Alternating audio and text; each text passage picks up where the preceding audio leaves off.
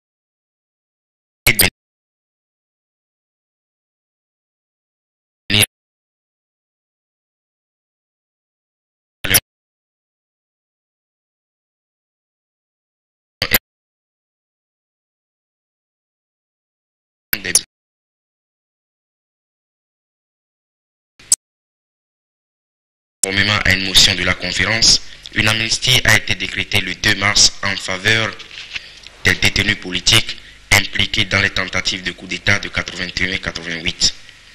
Voilà qui pourrait rassurer les uns et les autres. Mathieu Kérékou est donc décidé à jouer le jeu du renouveau démocratique. Le gouvernement provisoire exercera la plénitude du pouvoir exécutif et s'attachera à résoudre les épineux problèmes économiques et sociaux les plus préoccupants. Il aura aussi pour tâche de restaurer la crédibilité et l'autorité de l'État par la reprise en main de l'administration publique. Ainsi en a décidé la Conférence nationale des forces vives de la nation. Le Bénin vient ainsi de conquérir une nouvelle légitimité, une légitimité qui fera date dans l'histoire de notre pays, surtout quand on sait que l'armée a pris librement la décision de se retirer de la gestion des affaires publiques.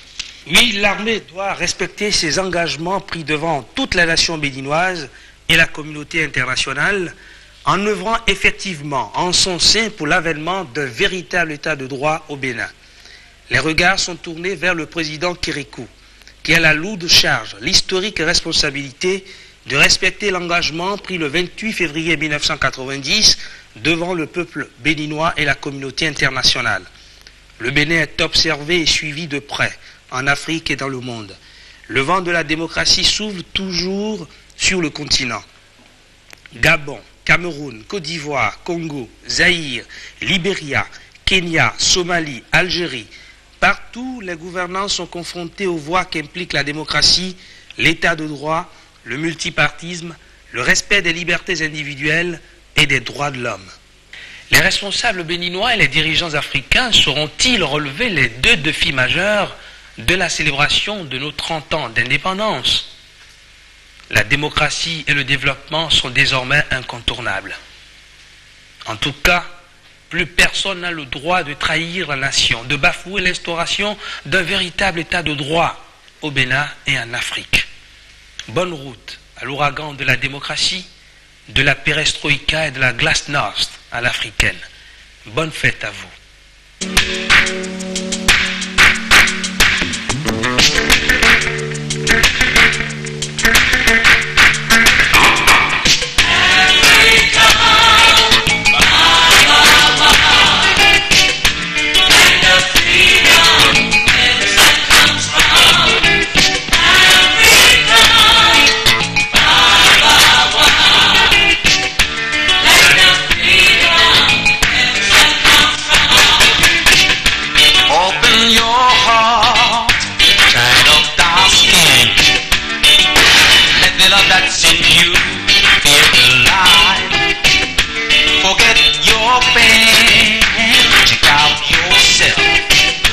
Where is smack that breaks out like 10,000 fires, yeah.